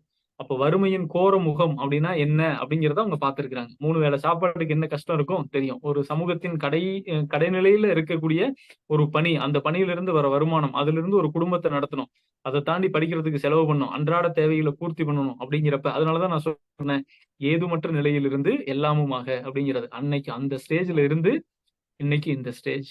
எந்த நகராட்சியில துப்புரவு தொழிலாளியின் மகளா அவங்க இருந்தாங்களோ அதே நகராட்சியில ஆயிரக்கணக்கான துப்புரவு தொழிலாளர்களின் வாழ்க்கையில மாற்றம் ஏற்படுத்தக்கூடிய அதே நகராட்சி ஆணையாளர் பதவி. வாழ்க்கையில் இதை விட பெரிய சக்சஸோ இதை விட பெரிய ரஜினி பட கிளைமாக்ஸ் எல்லாம் கிடையாது. இந்த ஒரே பாட்டுல வாழ்க்கை மாறும்ல, அதெல்லாம் மாறாது. உழைச்சா மாறும். உழைச்சா மாறினா எப்படி மாறணும் அப்படின்னா இப்படி மாறணும். ஜெயிக்கிறது எப்படி இருக்கணும்னா இப்படி ஜெயிக்கணும். சோ ஒரு இடம் தான் துர்காவுக்கு முன்னாடி துர்காவுக்கு பின்னாடி அப்படிங்கிறது அந்த குடும்பத்தின் தலையெழுத்து வேற மாதிரி இருக்கும். சோ இது நாள் வரைக்கும் துர்கா பட்ட பாடுகளோ பட்ட கஷ்டங்களோ இல்ல, அந்த ஒரு விஷயம் அப்படி இல்லை. இதற்கு மேல துர்காவுடைய குடும்பமோ அவங்களோட குழந்தைங்களோ அவங்களுடைய தலைமுறையோ இனி வேற மாதிரி வளருவாங்க. இது தனிப்பட்ட ஒரு குடும்பத்தின் வளர்ச்சி மட்டும் கிடையாது. துர்காவை பார்த்து இப்ப அவங்க பட்டியல் பழங்குடியினர் பிரிவை சேர்ந்தவங்க. ஒரு பட்டியல் பழங்குடியினர்ல இருந்து ஒரு துர்கா மேல வராங்க அப்படின்னா இன்னும் 1000 துர்கா இந்த துர்காவை நினைச்சு இப்ப வேலை செய்ய ஆரம்பிச்சிருப்பாங்க. சோ இதுதான் அந்த விஷயம். இந்த வெற்றிக்கு பின்னாடி இருக்கிற பெரிய சந்தோஷமான விஷயம் அப்படிங்கிறது அதுதான். அப்ப அந்த வெற்றிக்கு காரணம் அப்படிங்கிறது நம்ம கிட்ட இருக்கிற சமூக நீதி, தமிழ்நாட்டில் நிலைநிறுத்தப்பட்டு இருக்கிற சமூக நீதி. இது ஒரு வட மாநிலங்களில் சாத்தியம் கிடையாது. அதெல்லாம் விடவே மாட்டாங்க. இது இந்த அளவுக்கு எல்லாம் படிச்சிருக்கவே முடியாது. தமிழ்நாட்டுல அது சாத்தியம். அது கலைஞர் கொண்டுகிட்டு வந்தார். அது குறிப்பா நான் சொல்றேன், பட்டியல் பழங்குடியினருக்கு தனியா 1% இடஒதுக்கீடு கொண்டுகிட்டு வந்தது கலைஞர். அந்த கலைஞர் பிறந்த ஊர்ல இருந்து அவங்க வராங்க. அதே பட்டியல் பழங்குடியினர் எஸ்டி ரிசர்வேஷன் தான் அவங்க அவைல் பண்ணாங்க. ரைட், இதெல்லாம் ரொம்ப கனெக்டிவான ஒரு விஷயம். ஸோ அந்த விஷயம் அப்படிங்கிறது ரொம்ப பிரம்மாண்டமான ஒரு விஷயம். ஸோ அந்த வெற்றியை நீங்க அந்த இடத்துல இருந்து நீங்க பாக்குறீங்க அப்படின்னா நீங்க பாத்துக்கலாம். அப்ப துர்காட்ட இருந்து நீங்க எடுத்துக்க வேண்டிய விஷயம் எல்லாம் நான் ஒண்ணுதான் சொல்றேன். எதுவுமே இல்லாத ஒரு நிலைமையிலிருந்து துர்காவால இவ்வளவு உயரங்களை அடைஞ்சிருக்க முடியுது அப்படின்னா அதுக்கு பின்னாடி இருக்கிறது ஒண்ணுதான், தன்மானத்தை விட்டுறக்கூடாது, தன்னம்பிக்கையை விட்டுறக்கூடாது. எந்த இடத்தில் எல்லாம் புறக்கணிக்கப்பட்டோமோ அந்த இடத்தில் தவிர்க்க முடியாத ஒரு நபரா எழுந்து நிக்கணும் அப்படிங்கிற உள்ள இருந்த அந்த வேட்கை அவங்க கடைசி வரைக்கும் காப்பாத்திக்கிட்டே இருந்தாங்க. அந்த இதையே எந்த ஃபேஸ்ல விட்டுருந்தாலும் அவங்க தோத்துருப்பாங்க. ஸோ அந்த ஃபயர் உள்ள இருக்கணும். நான் உங்களுக்கு எப்பவுமே சொல்லுவேன், ஜெயிக்கணும் அப்படின்னா உங்க தன்மானத்தை தட்டி எழுப்பணும்னா ஏதோ ஒரு இடத்துல அவமானப்படுங்கன்னு சொல்லுவேன். அதனால ஏதோ ஒரு இடத்துல அவமானப்பட்டீங்கன்னா உண்மையிலேயே உங்களுக்கு உள்ள இருக்கிற தன்மானம் முழிச்சுக்கும். அதுக்கப்புறம் வெளியில இருக்கிற விமர்சனங்களுக்கெல்லாம் கஷ்டப்படக்கூடாது. இப்போ 2 வருஷம் ஆச்சு, 3 வருஷம் ஆச்சு. துர்கா சொன்னதுதான், 30 வயசு ஆயிடுச்சு, இன்னும் பேக மாட்டிட்டு படிக்க போறேன்னு போயிட்டு இருக்கிற என்னம்மா நீ அப்படின்னா, இன்னைக்கு அதே வாய் என்ன சொல்லும், அதெல்லாம் எனக்கு அன்னைக்கே தெரியுங்க, துர்கா அதை பேக மாட்டிட்டு தினம் படிக்க போறப்பே தெரியும், அந்த பிள்ளையெல்லாம் ஆபீசர் ஆயிரும்னு எனக்கு அன்னைக்கே தெரியும்ன்றவாங்க. சோ பேசுற வாய்க்கெல்லாம் லிமிட் எல்லாம் கிடையாதுங்க. அது லெஃப்ட்லயும் பேசும், ரைட்லயும் பேசும். அதனால வெளியில இருந்து வரும் விமர்சனங்களுக்கெல்லாம் அஞ்சுனீங்க அப்படின்னா அற்பத்தனமான வெற்றியை கூட பெறவே முடியாது. விமர்சனங்களுக்கு அஞ்சவே கூடாது. என்ன இலக்கு எடுத்துக்கிட்டோம், அந்த இலக்கை சரியா கொண்டுட்டு போறோமா அப்படிங்கிற ஒரு விஷயம் தான் ரொம்ப ரொம்ப ரொம்ப முக்கியமான விஷயம். அதனால துர்காவோட வெற்றி அப்படிங்கிறது என்னுடைய சொந்த வெற்றி மாதிரி நான் பார்ப்பேன். ஃபைனல் ஃபேஸ்ல, இன்டர்வியூ ஃபேஸ்ல தான் நான் உங்களுக்கான கைடன்ஸ் நான் கொடுக்க ஆரம்பிச்சோம். அந்த கைடன்ஸ் அப்படிங்கிறது இப்ப நான் சொல்றேன், அவங்களுடைய வெற்றியில ஒரு பங்கு நமக்கு, அவ்வளவுதான். அவங்க வெற்றியில் நாமளும் பங்களிச்சிருக்கிறோம் அப்படிங்கிற ஒரு சந்தோஷம். ஆனா அந்த ஒரு ஷார்ட் டேர்ம் ஆஃப் ஃபேஸ்ல அவங்க காட்டின இந்த டெடிகேஷன், இப்ப நாம அது ஒரு ஃப்ரீ சர்வீஸா ஒரு நல்ல கேண்டிடேட் அப்படிங்கறதால அவங்களுக்கு நம்ம என்ன பண்ணணுமோ அந்த சர்வீஸை அவங்க எவ்வளவு தூரம் ஆப்டா யூட்டிலைஸ் பண்ணிக்க முடியும், ஒரு ஆஸ்பிரண்ட், ஒரு ஃபயரா இருக்கிற ஆஸ்பிரண்ட் அதை எப்படி எடுத்துக்குவாங்க அப்படிங்கிறதுக்கு தான் அவங்க ஒரு எக்ஸாம்பிள். நான் உங்களுக்கு கொடுத்துருக்கேன் அப்படின்னா ஒண்ணு சொல்லுவோம்ல, டம்ளரை நிமித்தி வச்சோம்னா டம்ளருக்குள்ள ஊத்துறதெல்லாம் உள்ள போகும், டம்ளரை கவுத்தி வச்சா என்ன ஊத்துனாலும் அதெல்லாம் வெளியில வளைஞ்சு வீணா வெளியில தான் போயிட்டு இருக்கும். அப்படி இல்ல, நிறைய ஆஸ்பிரண்ட்ஸ்க்கு நம்ம கொடுக்குற சர்வீஸ் அப்படிதான் போயிட்டு இருக்கு. பட் துர்காவை பொறுத்த வரைக்கும் அந்த ஃபயர், கடைசி வரைக்கும் அந்த ஃபயர் இருந்துச்சு. எப்படியாவது இந்த பதவியை அடைஞ்சிடணும் அப்படிங்கிற ஒரு ஆர்வம் இருந்துச்சு. இன்டர்வியூ சூப்பரா பண்ணாங்க, 2 மார்க் இன்டர்வியூ பண்ணாங்க, இன்டர்வியூ கொடுத்த எல்லா மெட்டீரியல்ஸ் சரியா படிச்சாங்க. இன்டர்வியூ ட்ரைனிங்லாம் துர்காவுக்கு தெரியும், நம்ம நைட்டு 11 மணி 12 மணி வரைக்கும்லாம் செஷன் கொடுத்தோம் அவங்களுக்கு இன்டர்வியூக்கு. என்னென்ன விஷயங்கள்லாம் நம்ம பண்ணணும், நீங்க எப்படி இதை கரெக்ட் பண்ணிக்கணும், மார்க்ல நீங்க என்னென்ன மிஸ்டேக் பண்றீங்க அப்படிங்கிற விஷயம் எல்லாமே ஒன் பை ஒன்னா அந்த கைட்லைன்ஸை நம்ம கொடுத்த எல்லா விஷயங்களையும் அவங்க எடுத்துக்கிட்டாங்க. அப்ப இந்த இடத்துல இருந்து நீங்க துர்காட்ட இருந்து எடுத்துக்க வேண்டிய விஷயம் அப்படின்னு நான் என்ன சொல்றேன் அப்படின்னா, எந்த ஆதரவும் இல்லாம சுயம்புவா ஒரு பெண், ஒரு 30 வயசுல 2 பெண் குழந்தைகளுக்கு தாயா இருக்கக்கூடிய ஒரு பெண் ஒரு துப்புரவு தொழிலாளியின் மகளா இருந்து இன்னைக்கு அந்த ஆயிரக்கணக்கான துப்புரவு தொழிலாளிகளின் வாழ்க்கையில அவங்க நிறைய மாற்றத்தை ஏற்படுத்துவாங்க. ஏன்னா அந்த வழி அவங்களுக்கு தெரியும். அவங்களுக்கு என்ன செஞ்சா அவங்க வாழ்க்கை மேம்படுங்கிற விஷயம் அவங்களுக்கு தெரியும். அந்த ஒரு உயர்ந்த நிலைக்கு வர்றதுக்கு பின்னாடி இருந்த துர்காட்ட இருந்து நீங்க கத்துக்க வேண்டியது எதுவுமே இல்லாம துர்கா இவ்வளவு தூரம் பாடுபட்டு ஜெயிச்சிருக்கிறாங்கல்ல. உங்களுக்கு கிடைத்திருக்கிற வசதிகளையும் உங்களுக்கு கிடைத்திருக்கிற வாய்ப்புகளையும் நீங்க பாத்துக்கோங்க. உங்களுக்கு 3 நேரமும் கேள்வி கேட்காம சோறு போடுறாங்க. உங்களுக்கு 3 நேரமும் உங்க துணியை துவைச்சு போட்டு உங்களை படிக்க வைக்கிறாங்க. உங்களுக்கு சொல்லி தரத்துக்கு கைட் பண்றதுக்கு எங்களை மாதிரி எத்தனையோ பேர் இங்க இருக்கிறோம். அதை தாண்டி உங்களுக்குன்னு வேற எந்த ஒரு ஸ்பெஷலான கமிட்மெண்ட் கொடுத்து உங்களை ப்ரெஷர் பண்றதுக்கு இல்லாம அது மாதிரியான எந்த விஷயமும் இல்லாம எப்படியாவது படிச்சிருங்க அப்படிங்கிற நம்பிக்கையோட உங்களுக்கு கொடுத்துட்டு இருக்கிறாங்க. அப்போ உங்களுக்கு வந்து உண்ண உணவு, உடுத்த உடை, இருக்க இருப்பிடம், வழிகாட்ட நல்ல கைடு, ஸோ படிக்கிறதுக்கான எல்லா ஆஸ்பிரேஷன்ஸ். இப்போ நீங்க யாரோட கேட்டீங்க யூனிட் 8 எப்படி படிச்சீங்க அப்படின்னு, துர்காவுக்கு தெரியும் யூனிட் 8 எங்கெல்லாம் தேடி எவ்வளவு கஷ்டப்பட்டு படிச்சிருப்பாங்கன்னு. அதே யூனிட் 8 நீங்க எப்படி படிக்கிறீங்க? ஒவ்வொரு டாபிக் வைஸ் இதுதான் இவ்வளவுதான் விஷயம், இவ்வளவுதான், இதெல்லாம் எடுத்து படிச்சுக்கோங்க, இதை டெஸ்ட் எழுதுங்க, இதுதான் கொஸ்டின் அப்படின்னு உங்களுக்கு 1 by 1 ரெடிமேடா ஒரு ட்ரெஸ் எடுத்து கொடுக்குற மாதிரி எடுத்து நீங்க போட்டுக்கிட்டா போதும் அப்படின்னு கொடுக்குறோம். சோ எதுவுமே இல்லாத நிலைமையில இருந்து போராடின ஒருத்தங்களால அவ்வளவு பெருசா ஜெயிக்க முடியும் அப்படின்னா உங்களுக்கு கிடைத்திருக்கிற வசதிகளையும் வாய்ப்புகளையும் நீங்க நினைச்சு பாருங்க. அதற்கு தகுந்த அளவுக்கு நீங்க உழைக்கிறீங்களா அப்படிங்கறது நீங்களே ஒரு வாட்டி இன்னொருக்கா சுய பரிசோதனை பண்ணிக்கலாம். அவ்வளவுதான், ரைட்? அதன்படி துர்காவுடைய சக்சஸ் அப்படிங்கிறது ரொம்ப பெரிய சக்சஸ். ஸோ துர்காவை நான் இன்டர்வியூ ஃபேஸ்ல ஒரு ட்ரெயினியா பார்த்தேன், ஒரு ஆஸ்பிரண்டா பார்த்தேன், இவ்வளவு ஃபயரா ஒரு பொண்ணு இருக்கு அப்படின்னு பார்த்தேன். ஸோ நிறைய பேருக்கு நம்ம ட்ரெயின் பண்ணோம். இப்போ நாங்க வந்து ஆஸ் அ ட்ரெயினரா இந்த ஃபேஸ்ல இருக்கிறப்ப நாங்க வந்து ஒரு 10 பேர் எங்ககிட்ட ட்ரைனிங் வராங்க அப்படின்னா அந்த ட்ரைனிங்ல யாருக்கு அந்த ஃபயர் இருக்கு அப்படிங்கிறது ஆஸ் அ ட்ரெயினரா எங்களால வித்தின் 1 hourல நாங்க கண்டுபிடிச்சிட முடியும். ஒரு செஷன்ல நாங்க கண்டுபிடிச்சிருவோம் இதெல்லாம் கடமைக்கு படிக்கிற ஆட்கள், இவங்க ஃபயரா படிக்கிறாங்க, இவங்களுக்குள்ள ஒரு பெரிய தாகம் இருக்கு அப்படிங்கிற விஷயத்தை ரொம்ப எளிமையா எங்களால கண்டுபிடிச்சிட முடியும். இந்த டே 1 பேசின அந்த முதல் நாள்ல இருந்து துர்கா கண்டிப்பா இந்த வாட்டி சர்வீஸ் வாங்குவாங்க அப்படிங்கிற நம்பிக்கை இருந்துச்சு. அந்த நம்பிக்கை ஒரு துளியும் பொய்த்து போகல. இன்டர்வியூ போஸ்ட்ல போய் நல்ல மார்க் வாங்கி இன்டர்வியூ போஸ்ட் வேண்டான்னு அதை எழுதி கொடுத்து மறுபடியும் முனிசிபல் கமிஷனர் ஆக வரைக்கும் வெயிட் பண்ணி, அது வரைக்கும் வாரத்துக்கு ஒரு மெசேஜ் மட்டும் வரும், சார் வந்துரும்ல சார், நம்ம கண்டிப்பா கிடைச்சிரும்ல சார் அப்படின்னு. நான் சொல்ற ஒரு விஷயம், துர்கா முனிசிபல் கமிஷனர், அது எழுதப்பட்டது, அதுல மாறவே மாறாது, கவலைப்படாதீங்க, கண்டிப்பா உங்களுக்கு போஸ்டிங் கிடைக்கும்னு. ஸோ ஃபைனலா போஸ்டிங் எடுத்துட்டு அந்த செகண்ட் டிஎன்பிசி வாசல்ல இருந்து அனுப்பிச்சாங்க, சார் முனிசிபல் கமிஷனர் எடுத்துட்டேன் அப்படின்னு. த மோஸ்ட் ஹாப்பினஸ், அதை வந்து நான் எவ்வளவு சந்தோஷப்பட்டேன், அது எவ்வளவு ஹாப்பினஸ் கொடுக்கும் அப்படிங்கறத வந்து ஆக்சுவலா அதெல்லாம் டிஸ்கிரைப் பண்ணவே முடியாது. அத அந்த மென்டார் ஸ்டேஜ்ல இருக்கிற ஒருத்தங்களுக்கு அதெல்லாம் தான் போதையே, அந்த போதைக்கு தான் இவ்வளவு வேலையுமே. ஸோ நீங்க நம்ம ஸ்டூடெண்ட்ஸ் அவ்வளவு பேர் செஞ்சோம், இந்த வாட்டி நம்ம கிட்டத்தட்ட 56 பேர் நமக்கு பாஸ் பண்ணிருக்காங்கன்னா அந்த ஒவ்வொரு அந்த 56 முறையும் அந்த அந்த பரவசமும் அந்த ஹாப்பினஸும் வந்துச்சு. ஸோ ஒவ்வொருத்தங்களும் அங்கிருந்து கூப்பிடுறப்ப, நாங்க சர்வீஸ் வாங்கிட்டோம்னு சொல்றப்ப, பாஸ் பண்ணிட்டோம்னு சொல்றப்ப, இந்த போஸ்டிங் எடுத்துட்டோம்னு சொல்றப்ப, ஸோ இதனால் வரைக்கும் பட்ட பாடுகள் எல்லாமே இதுக்கு தானே அப்படிங்கிற அந்த அட்மோஸ்ட் ஹாப்பினஸ். ஸோ உங்ககிட்ட நான் கேட்கறதெல்லாம் அந்த ஹாப்பினஸ் மட்டும் தான், அதை மட்டும் பெருசா கொடுங்க எனக்கு. எங்களுக்கு அந்த அந்த போடுற இத்தனை உழைப்பும் சேர்ந்து அந்த ஹாப்பினஸ்க்கு போறதுக்கு தான். ஸோ அது வந்து எங்களுக்கு அந்த ஒரு நாள் ஹாப்பினஸ், மேடமோ நானோ யாரோ ஒருத்தங்க, அது வந்து ஒரு நாள் ஹாப்பினஸா சூப்பர் அப்படிங்கிற ஒரு ஹாப்பினஸ். பட் உங்க தலைமுறை தலைகீழா மாறும், நீங்க அதுல இருந்து எடுத்துக்கிற விஷயம் தலைகீழா மாறும். ஸோ துர்காவுக்கு அதான் நான் சொல்றேன், துர்காவோட குடும்பத்துல துர்காவுக்கு முன்னாடி துர்காவுக்கு பின்னாடி அப்படின்னு இனி அந்த தலைமுறையே 2ஆ மாறும். அந்த சமூகம், அந்த சமுதாயத்துல அவர்கள் பிரிவை சார்ந்த இன்னும் ஆயிரக்கணக்கான துர்காக்கள் இன்னும் மேல வந்துகிட்டே இருப்பாங்க. போகும் இடம் எல்லாம் கல்வியை விதைச்சுக்கிட்டே இருங்க துர்கா, உங்களால எவ்வளவு பேருக்கு கண்டிப்பா முடியுமோ சார். ஹெல்ப் பண்ணுங்க. அந்த இன்ஸ்பிரேஷன்லாம் இருங்க. ஸோ நிச்சயமா சார். உங்களை நினைச்சு நாங்க சந்தோஷப்படுறோம், ரொம்ப பெருமைப்படுறோம். சந்தோஷங்கிற வார்த்தையெல்லாம் ரொம்ப சின்னது, உங்களுக்காக நாங்க ரொம்ப பெருமைப்படுறோம்.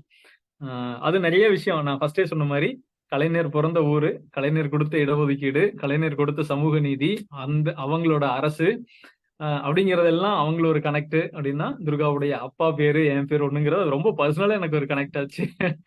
அது மாதிரி நிச்சயமா எல்லா விஷயங்கள்லயுமே நிறைய விஷயங்கள் ரொம்ப பாசிட்டிவா கனெக்ட் ஆன ஒரு விஷயம். துர்காவுடைய வெற்றிக்கு சிக்ஷாவோட சார்பா நிறைய வாழ்த்துக்கள், நிறைய சந்தோஷம். எல்லா ஸ்டூடெண்ட்ஸ் சார்பாவும் உங்களுக்கு நிறைய கங்க்ராட்ஸ் துர்கா, நல்லா பண்ணுங்க. நன்றி சார். இந்த ஊர்ல எங்க இருந்தாலும் பண்ணுங்க, எங்க ஸ்டூடெண்ட்ஸ்க்கு எப்ப வேணாலும் சொல்லுங்க, அவங்களுக்கு நீங்க கைட் பண்ணுங்க. வந்ததுக்கு நன்றி, உங்க நேரத்தை ரொம்ப நன்றி கொடுத்ததுக்கு சார். நன்றி. Thanks sir. ஓகேமா, ரைட். நான் தான் சார் நன்றி சொல்லணும். எல்லாரையும் ஆஹ் பார்த்ததுக்கு எனக்கு ரொம்ப ஹாப்பியா இருக்கு சார். என்ன போலவே எல்லா ஆஸ்பிரண்ட்ஸோட ஃபேஸையும் பார்க்கும்போது நம்ம இப்படிதானே இருந்தோம் அப்படிங்கிற மாதிரியே இருக்காங்க சார். எல்லாருமே ஃபயரா தான் சார் இருக்காங்க. எஸ் எஸ் So, எல்லாரும் டெஃபினட்டா நல்லா எல்லாருமே ஆஃபீஸர் ஒன் பை ஒன்னா இவங்க கண்டிப்பா எல்லாம் சார். ஆஃபீஸர் உங்களுக்கு நான் சொல்றேன் ஒன்னொன்னா சொல்றேன். Sure sir. கண்டிப்பா நீங்க வருவீங்க. Will be the part of the Shiksha. நீங்க கண்டிப்பா எல்லா வழிகாட்டுதல்களுக்கும் இவங்களுக்கு யாருக்கும் உங்க சார்பு என்ன தேவைனாலும் உங்களுக்கு நான் சொல்றேன். அவங்களுக்கு நீங்க கை பிடிச்சு கூட்டிட்டு போங்க. கண்டிப்பா right. Sir. All the best ma'am. எல்லாருக்கும் ஆல் தி பெஸ்ட். கண்டிப்பா நீங்க வந்து எல்லாருமே சக்சஸ் பண்ணுவீங்க. என்னோட மனமார்ந்த வாழ்த்துக்கள். Thank you thank you thank you ma'am. Thank you. Thank you ma'am. Thank you Thank ma'am. you, thank you ma'am. So much. Thank you, sister. உங்க ஜர்னிக்கும் very very happy ma'am. Thank you so much ma'am. ரொம்ப அழகா Thank you. எக்ஸ்பிளைன் சார் பண்ணீங்க. இருக்காங்க, கவலையே படாதீங்க. கை பிடிச்சு கொண்டு போய் சேர்த்துருவாங்க. நீங்க பண்ண வேண்டியதெல்லாம் சார் காட்டுற வழியில நீங்க போக வேண்டியதான். என் பின்னாடி வரீங்களான்னு கேட்டாங்கன்னா கண்ணை மூடிட்டு சார் பின்னாடி போயிடுங்க. சார் கொண்டுட்டு போய் நிப்பாட்ட இடம் டிஎன்பிஎஸ்சி வாசல்ல ஆபீசரா அந்த போட்டோ எடுக்கக்கூடிய இடமா தான் இருக்கும். உங்க ஓகே சக்சஸ் எங்க சக்சஸ் பாக்குற மாதிரியே இருக்கு மேம். உங்க தேங்க்யூ பணிச்சிருக்க வாழ்த்துக்களப்பா. Thank you ma'am. Thank you so much. Super. The great words, the great blessings. பசங்களுக்கு நிறைய இன்ஸ்பிரேஷன், உங்களுக்கு நிறைய இங்கிருந்து பிளெஸிங்ஸ். ஸோ எல்லாம் தேங்க்யூ. சேர்ந்து தமிழ்நாடே போற்றக்கூடிய ஒரு தலை சிறந்த நகராட்சி ஆணையாளரா இருங்க. என்ன உதவி வேணாலும் எப்போ வேணாலும் கேளுங்க. எப்பவும் போல நாங்க இருக்கிறோம். உங்களுக்கு என்ன ஹெல்ப் பண்றதுனாலும் நீங்க நல்லா சர்வீஸ் பண்ணுங்க. மக்கள் விரும்பும் நகராட்சி ஆணையாளர் அப்படிங்கிற ஒரு பேரோட உங்க சர்வீஸ் வந்து பயங்கரமா இருக்கணும். அது வேற மாதிரி இருக்கணும், தெரியா இருக்கணும், வெறித்தனமா இருக்கணும். ஸோ எந்த இடத்துக்கு போனாலும் அங்க இருக்கிற மனிதர்கள் சமமா நடத்தப்படுறதையும் அவங்களுக்கு தேவையான உரிமைகள் உறுதிப்படுத்தப்படுறதையும் ஒரு அதிகாரியா நீங்க என்ஷூர் பண்ணுங்க. ஸோ கண்டிப்பா அதுதான் சார். ஆஃபீஸரா நீங்க பண்ண வேண்டிய முதல் விஷயம். அதை தாண்டி மீது எல்லாமே நல்லா நடக்கும், சூப்பரா நடக்கும், இனி எல்லாமே நல்லா நடக்கும். அதனால ரைட். நிறைய ஹாப்பி துர்கா, நிறைய கங்க்ராட்ஸ், நல்லா பண்ணுங்க. Thank you sir. ஓகேம்மா. Thank you sir. Okay, thank you so much. Thank you sir. Thank you thanks to all. Okay okay.